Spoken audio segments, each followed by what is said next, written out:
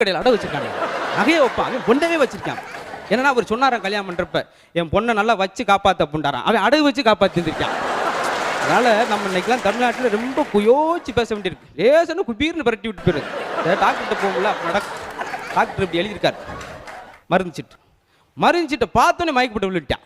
என்ன சாவுக்கு முன் சாவுக்கு பின் எழுதியிருக்காரு. என்னங்க அவசரப்படமா, சாப்பாடுக்கு முன் சாப்பாடுக்கு பின் அவர் எழுதுனது. இவன் படிச்சு மயக்கப்பட்டு வந்தா என்ன செய்ய முடியும்?